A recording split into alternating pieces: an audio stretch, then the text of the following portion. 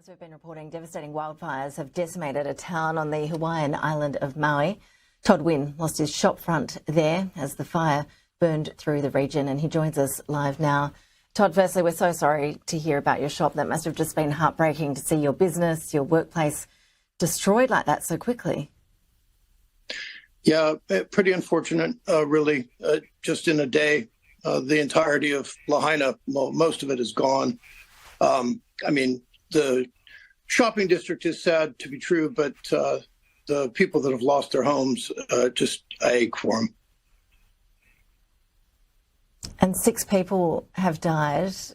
Did you feel in personal danger? How did you avoid the fire? Yeah, so we left yesterday around noon, and as the fires were getting going, and they burned, of course, into the evening and overnight. We got an alarm at our shop at around 2 or 3 o'clock that a window was broken. Didn't know what the cause of it was, but clearly it was the fire. Everything, the entirety of the business district on Front Street is gone.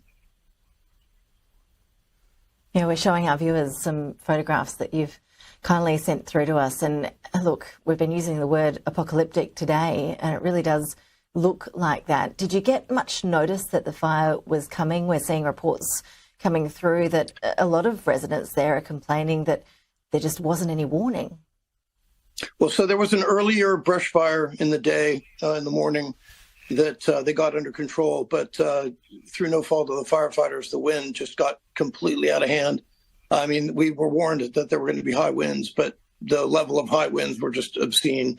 And once you had 80-mile-an-hour winds coming down off of the mountain, it would just turn the whole place into a blast furnace. There was no way to control it, and it just ate the town alive. But as far as this goes, in my lifetime and in the lifetimes of anyone I associate with, this is unseen. It's just, I mean, it really looks like a bomb was dropped. It doesn't look like a fire. It just leveled everything. A haunting but mesmerizing scene from the wildfires in Sonoma County. A man came across this tree burning from the inside out. Matthew McDermott was driving around looking for escape routes as multiple fires closed in on the area he was in. The tree appears to be hollowed out by embers and flames. Lasers sound like the stuff of science fiction, right? Sound completely unbelievable. How could our military possibly be using those in future warfare? Guess what? We've just had a recent breakthrough, more great test results that are making lasers a reality. So it's called Athena. Lockheed Martin makes it, and they've been doing a lot of the pioneering in this laser field. Now, what's really exciting about it is that it's so hard to harness that much power and make it compact enough that it's actually going to make practical sense downrange. And they've proven that they can do that.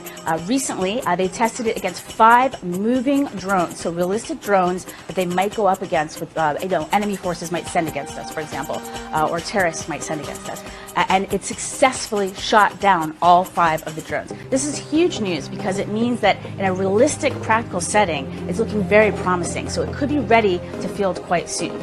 So when you see the movies or you look at comic books or television shows, when you see laser weapons, they tend to be a color, right? Red or green or something like that.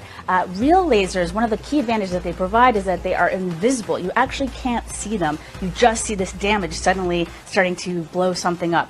So if we take a look now at what the Athena did to a truck. So we're looking at a truck engine, and the Athena within seconds was able to beam right in there, heat the whole thing up, and burn through the engine of this vehicle. So if you imagine if you were in that vehicle, all of a sudden this hole would start appearing in your engine and the whole thing would just disappear. That's what these lasers do. Now there's some other key advantages that we should mention. Let me give you 3 of them.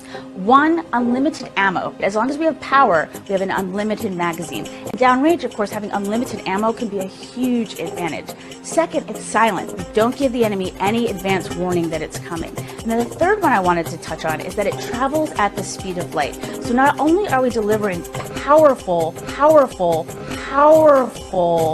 decisive effects, lethality, we're also doing it so rapidly they don't know what hit them. So if you could circle back to that example of being in the car again, that would happen so instantaneously within seconds, you truly would have no idea what was happening. It would just suddenly start disintegrating, right? So what can we use these against? So we talked about the vehicle a bit. We talked about how Athena has just proven itself against drones. But in the real world application, our forces could use it against the drones. We could use it against aircraft.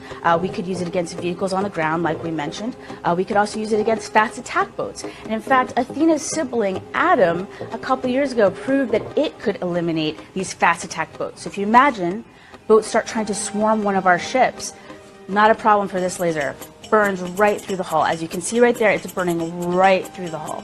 I'm incredibly excited about this news, this great news about the successful testing of Athena, because it means that we'll be putting these powerful weapons soon. We could put them in the hands of our warfighters and give them even more powerful weaponry to keep themselves safe and also to deliver the effects that we need. They can be used, laser weapons can be used offensively and of course defensively too, to help protect our homeland. Think of our airports that might be under threat from enemy drones. They could be used to protect we could use them statically and used to protect our airports. They could be used to protect our power grid, our nuclear plants. So there's lots of different exciting applications for this technology. There's no longer science fiction, but science fact. Here.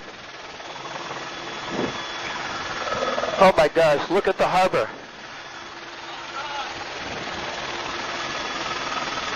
Oh my gosh.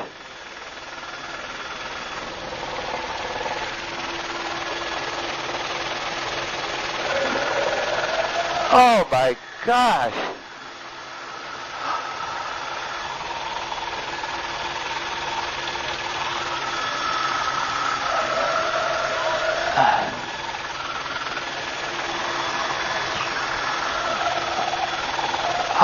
Unbelievable. This looks like Baghdad or something.